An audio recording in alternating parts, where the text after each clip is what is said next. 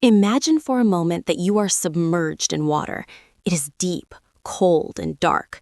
You are running out of air.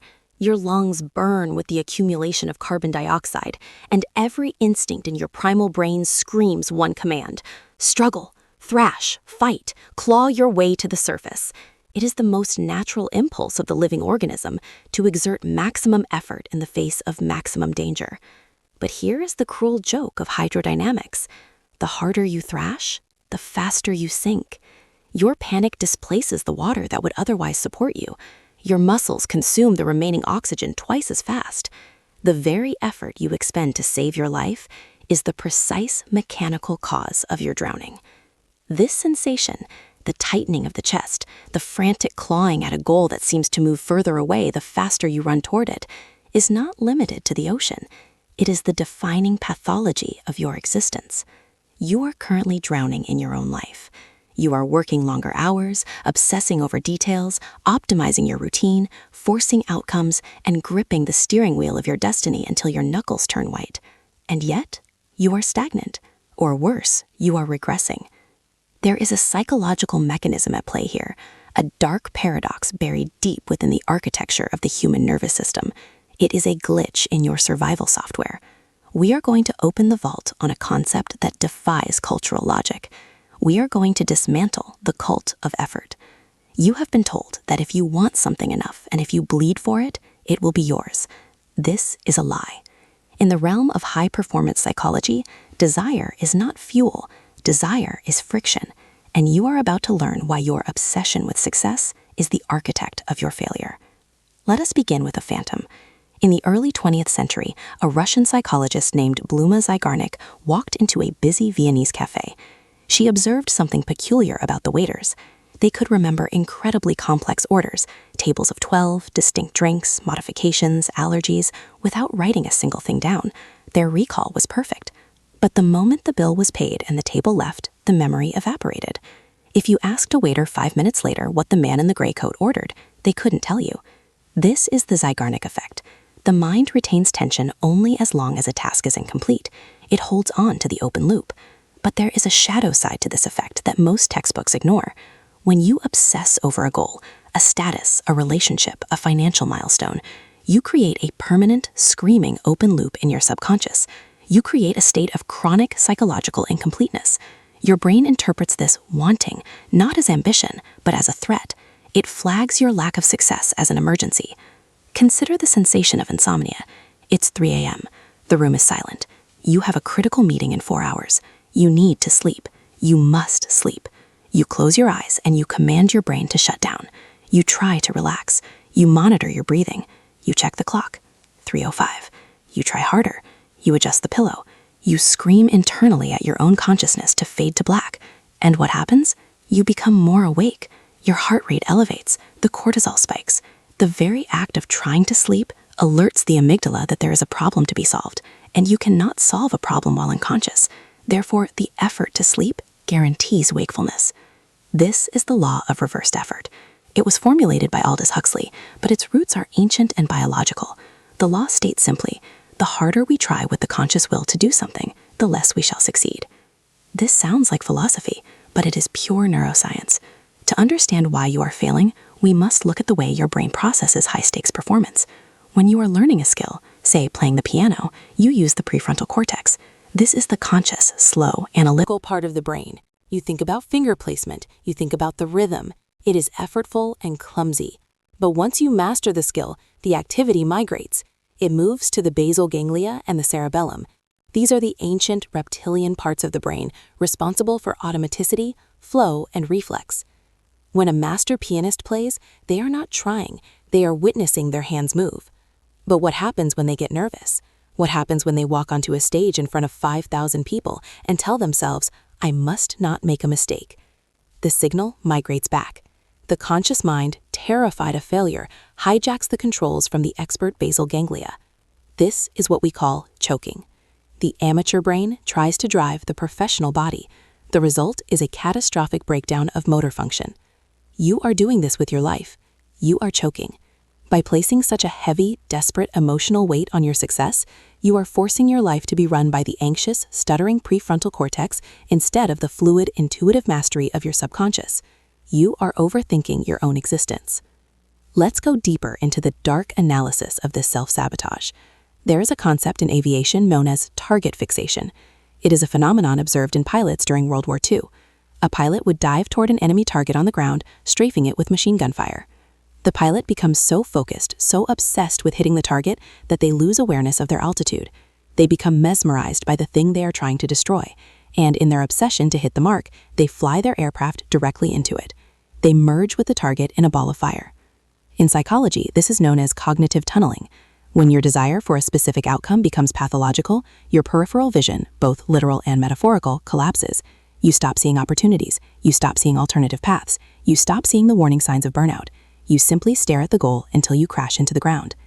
The desperate man emits a specific frequency. You can smell it on people. In negotiation, in dating, in business, desperation is a repellent. Why? Because from an evolutionary standpoint, desperation signals scarcity. It signals that you are not in control of your resources. If you are chasing something with frantic energy, the primitive brains of those around you perceive you as a predator who is starving or a prey animal that is fleeing. Neither creates trust. Neither creates authority. The universe, and by universe, we mean the collective psychology of the human species, operates on a feedback loop of validation. When you do not need the deal, you get the deal. When you do not need the relationship, you attract the partner. This is not magic. It is the dynamic of leverage. The person who cares less has the power. By caring too much, by trying too hard, you are voluntarily handing your leverage to the object of your desire.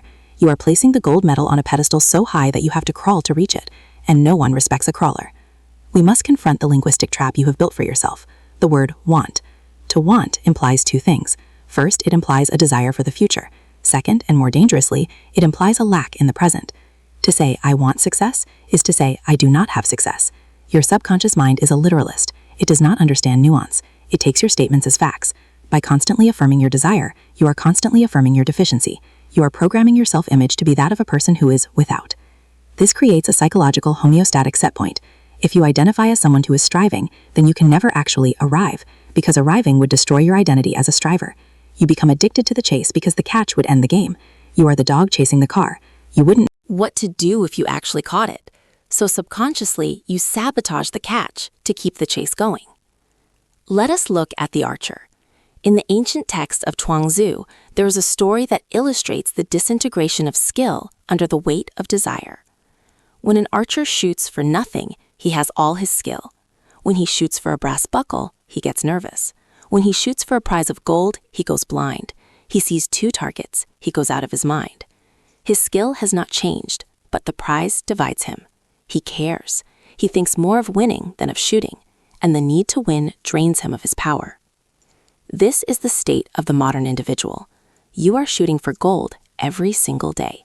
Every email is high stakes. Every social interaction is a performance review. You are perpetually tight, perpetually scanned for threats. This chronic tension restricts blood flow to the neocortex. It bathes your brain in norepinephrine. You literally become stupider when you try too hard.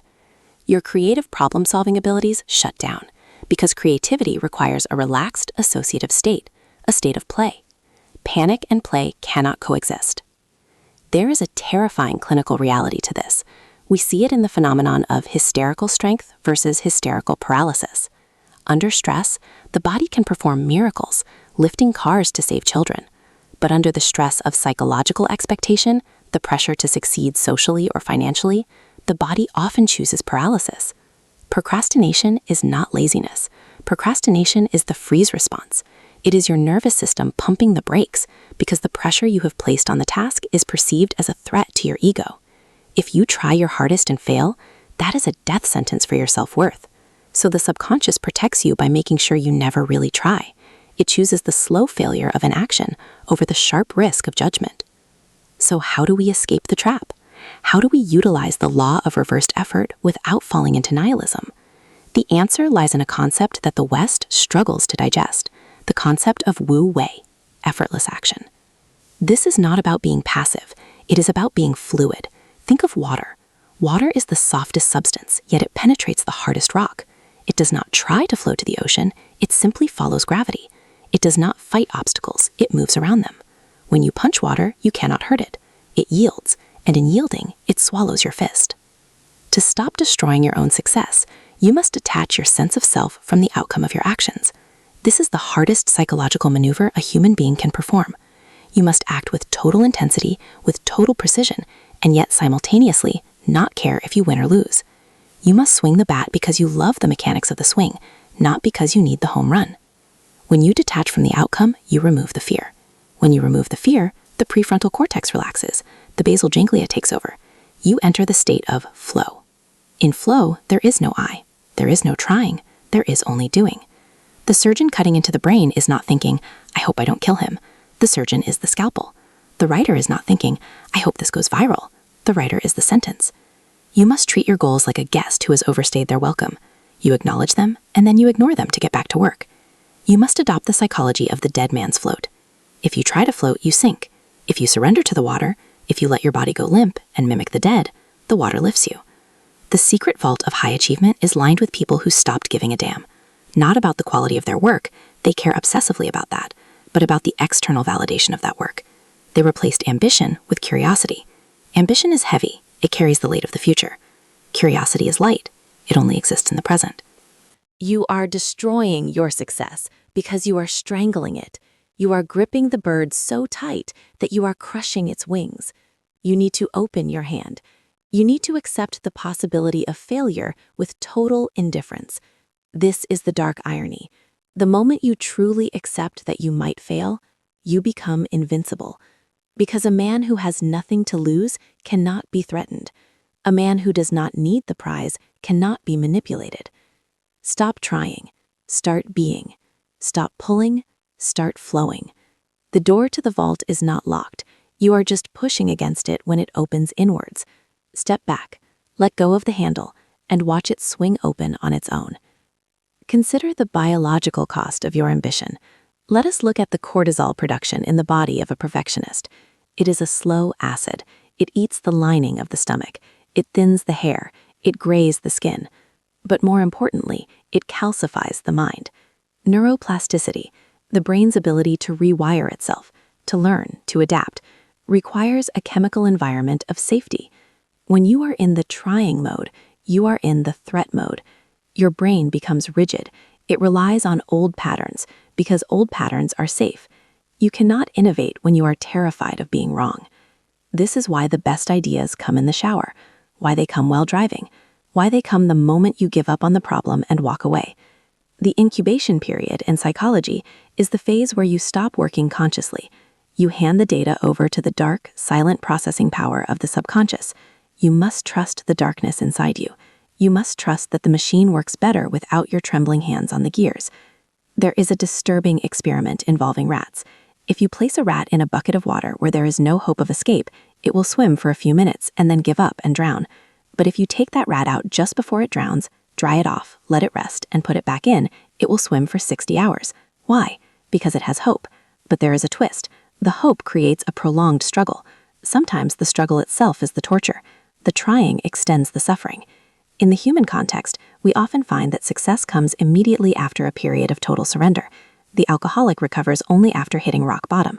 Why is rock bottom necessary? Because at the bottom, the ego is shattered. The I that was trying to control the addiction is destroyed. And in that vacuum, in that silence where the ego used to scream, recovery can finally begin. You must induce your own rock bottom. You must psychologically accept the worst-case scenario.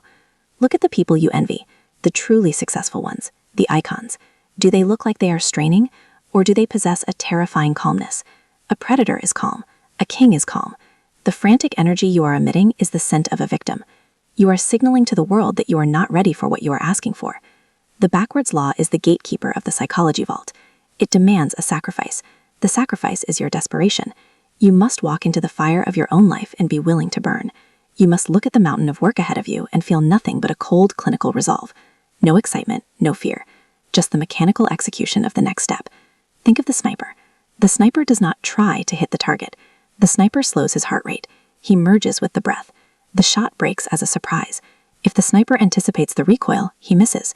You are anticipating the recoil of your life. You are flinching before the gun even goes off. We are approaching the end of the analysis, but the tension remains.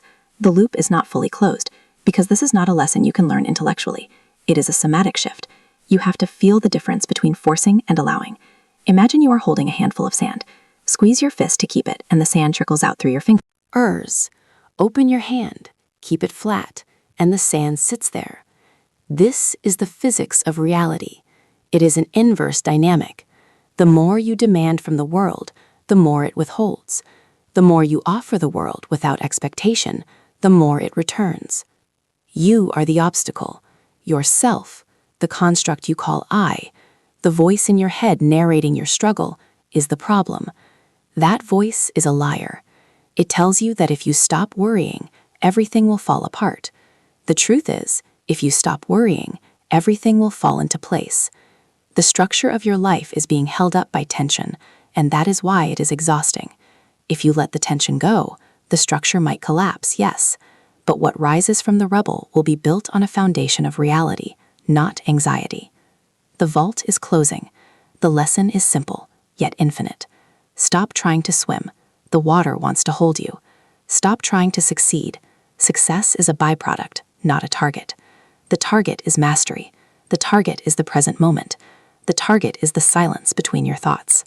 When you turn off this video, you will feel the urge to do something, to fix your life. Resist it. Sit in the silence. Observe the panic. Do not act on it. Let the panic speak, and then let it die. In that death, in that cessation of effort, you will find the power you have been strangling.